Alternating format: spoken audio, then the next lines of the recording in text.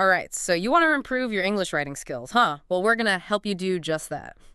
Today, we're diving deep into this really cool article from Influent called How to Improve English Writing Skills. 4 Best Ways. And let me tell you, the top tip the article gives is not what you'd expect. You know what I like about this article? What's that? It doesn't just skim the surface. It really gets into like the why behind what makes writing good, Yeah. which I think is huge if you actually want to make some serious progress with your writing. Absolutely, yeah. So let's just jump right into it, okay? Sounds good. So the article talks a lot about reading. But honestly, I've heard that advice so many times. Yeah. Why? Like, why is reading really that important if I want to be a better writer? Okay, think of it this way. Grammar rules, those are like the traffic laws of writing, okay? You got to know them. But just knowing the rules doesn't automatically make you a great driver. You need practice. In reading, that's where you get that practice. When you read, you're exposed to all these well-written sentences, all these different writing styles, and you get to see how grammar actually works in real life. Yeah. It's like hands-on experience. So it's more than just learning new words. Oh, yeah, way more. When you read consistently, your brain is kind of secretly learning grammar and style. Really? Yeah, it's like osmosis. It's just absorbing the correct way to use grammar without even realizing it. Like, take the word advice. That word gets misused all the time. Oh, yeah. But if you read a lot, you've seen it used correctly so many times, it just becomes natural to you. I get what you mean. I never thought about it like that. But it's true. It's like sometimes I just know when something's grammatically wrong, even if I don't know the exact rule. Exactly. But you know what's interesting? Yeah. This article actually says that just studying grammar rules on their own isn't enough. Really? Yeah. Wait, so is that a bad thing to Yeah. study grammar? I mean, shouldn't that help? It's not bad, but the English language, it has a mind of its own, right? There's so many exceptions to the rules, all these little nuances and things that grammar rules just can't fully explain. Like, think about all the different ways to say the same thing. Like what? Like say, speak, tell, and talk. I mean, those can be a nightmare for people learning English. Oh, tell me about it. When do you tell someone something versus when you say it? Exactly. And don't even get me started on prepositions. Like, sometimes it's in school and sometimes it's in his school. If you're just relying on the rules, it can get really confusing. So, okay, the rules are important, but they're not the whole story. Right. So if just studying grammar isn't enough, what is? Exposure. Exposure. Our brains are amazing at recognizing patterns. So when you read a lot of good English, your brain starts to pick up on those patterns naturally. It's something that just studying grammar rules can't really replicate. So you're saying reading a good book is like a better grammar lesson than hitting the textbooks? Well, I'd say it's definitely a more enjoyable way to learn. Mhm. And, the article also talks about what you should be reading. They really recommend sticking to books instead of like online content. Yeah, I can see why. I mean, the writing you see online can be all over the place, quality-wise. Right. And the article basically says that online, you're more likely to see mistakes in writing that just isn't as polished.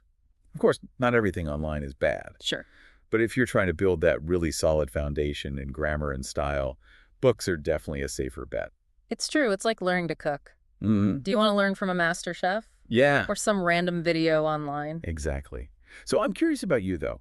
When you read, do you read more books or are you more of an online content person? Mm-hmm. And if you're mostly online, are you like really paying attention to the quality of the writing you're seeing? Those are good questions. Yeah. But this article takes this whole learning from the best thing even further. Oh, yeah. How so? They have this thing they call the imitation technique. And this is where things get really interesting. Oh, okay. Tell me about it. What is this imitation technique? So it's more than just reading passively. It's actually about copying the writing style of those really good English authors. Wow, that's next level. But why would that be so effective? Well, think about learning any skill, like playing a musical instrument or learning a new sport, anything. You have to repeat things, you have to imitate. And writing is the same way. Oh, I see. If you copy how those master writers structure their sentences, the words they choose, even their rhythm, you're basically training your brain to write in a similar way. Like building muscle memory, but for writing. Exactly. The article even suggests starting with just 1 paragraph a day from your favorite book. What do you think about that? That's a great idea. Yeah, I like it too. It's like having your own personal writing masterclass. But I do have one question. What about free writing? Mm-hmm. Where does that fit into all this? Yeah, good question. Because the article seems to be saying you should wait on that until you've built up a solid base by reading and doing this imitation stuff. That's a really good point, and I think this gets to one of the potential problems with starting free writing too early. Okay. Okay, so think about this. Imagine you're training for a marathon. If you haven't built up your endurance, you haven't worked on your technique, You're going to hurt yourself. you're going to get injured, you're going to burn out. And writing's kind of similar. If you haven't really learned those fundamental things about good writing from reading and imitation, you might actually be making those non-native patterns worse or even building bad habits. So it's not about never doing free writing. It's just about like the timing of it. Exactly. I mean, being able to freely write and express your own voice, that's the ultimate goal, right? Yeah. But you need to train for it, just like a marathon. You got to build those writing muscles. You got to develop a sense of what works and what doesn't. So big picture, build that solid base first and then let loose with the creativity. Exactly. And, the article actually has some good advice for people who need to write professionally, like advertisements, proposals, reports, that kind of stuff. Okay. They suggest looking beyond just your typical grammar books and checking out some writing guides specifically for those types of writing. What do you think about that? Oh, that's a great point. I'm all about finding those kind of out-of-the-box resources. Yeah. We've covered a lot in this first part already. We've talked about how much reading impacts your writing, how just knowing grammar rules isn't enough, and this really cool imitation technique. I feel like we've uncovered some real gems already. We have. But before we dive into all those unconventional resources, I think we need to dig a little deeper into this whole finding your writing voice thing. Yeah, that's a big one. What do you think? Let's do it. Mm. I think finding your voice is kind of like the holy grail for writers, wouldn't you say? Is what makes your work stand out and really connect with people. It totally is, but it feels so hard. So many people struggle with that, right? Like, am I being real? Does my writing sound like me? But how do you even go about finding your writing voice? It's like this mysterious thing buried deep down. I love that image of something hidden. And honestly, I think a lot of people get tripped up trying to force it. Yeah. Like they try to sound like someone else, some writer they admire, or they just overthink it so much the writing gets all stiff and weird. Oh my gosh, that's so true. I've definitely been there. Like, I'll read something amazing and think, I want to write like that. Yeah. And then it just comes out all wrong, like I'm wearing someone else's clothes or something. I get it. It's totally natural to go through that. But remember, the imitation technique, it's not about becoming a clone. Right. It's about learning from those pros, absorbing their skills, but not losing yourself in the process. Think of it like learning to play jazz music. Okay. You got to know the scales, the chords, the basics, but the real magic is when you start improvising, letting your own style come through. Ooh, I like that. So it's not about erasing who you are as a writer. It's more like giving your voice a strong foundation to build on. Exactly. All that stuff, you learn the structure, the grammar, the techniques from reading and imitating. Those are your tools. But it's your voice, your unique way of seeing things, your experiences. That's the stuff that breathes life into your writing. Okay. So then how do we get from point A to point B? Like, we've got the technical stuff down, but how do we make it personal? How do we get our personality to shine through? That's the million-dollar question. The article doesn't really give a clear answer on that one, but I think a lot of it boils down to trust. Trusting yourself and letting yourself try things out. Don't be afraid to break the rules a little bit, to play with language, to put your own humor or wit into it. Yeah, I think a lot of people get so caught up in making sure everything is correct that they forget to actually have fun with writing. 100%. And that's where free writing can really be helpful. Once you've got that strong foundation, give yourself permission to write without judging yourself. Explore all sorts of ideas. Just let your thoughts flow out onto the page. So it's about finding that sweet spot between being disciplined and letting yourself be free. That's it. And the more you write, the more you experiment, the more you're going to trust your own voice. Yeah. You'll start to see the patterns, your rhythm, the words that feel true to you. Makes sense. It makes it seem less scary, for sure. But how does all this translate into, real life writing? Like, writing an email to a friend is way different from writing, say, a report for work. Right. Super important point. And that takes us to another big piece of the writing puzzle. Knowing who you're writing for, your audience. Okay, yeah. Tell me more about that. How does the audience change how we write? Think about how you get dressed, right? You wouldn't wear the same outfit to a job interview that you would to hang out with friends. You change your style to match the occasion. Oh, yeah. Writing is the same way. You got to tailor your words, your tone, even the way you build your sentences to fit the people you're trying to reach. So it's like we have different versions of our writing voice. A professional voice, a casual voice, and so on. Nailed it. And the more you write, the more you'll develop that versatility. You'll be able to switch it up depending on what the situation calls for. Honestly, that makes me feel better. I thought finding your voice meant you had to sound the same all the time. This is more flexible, like I can adapt. Exactly. Yeah. And you know what? That's part of what makes writing so cool. You're always growing, always learning, always finding new ways to express yourself. I like that. It's about the journey, the constant improvement. Okay, so we've talked about finding your voice, knowing your audience, building that strong base through reading and imitating.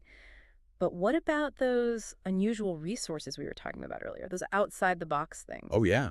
Time to reveal those hidden gems. We're going to go way beyond the textbooks and look at some surprising places to get writing inspiration. Yeah. Ready for it? Bring it on. I'm ready to be amazed. All right, lay it on me.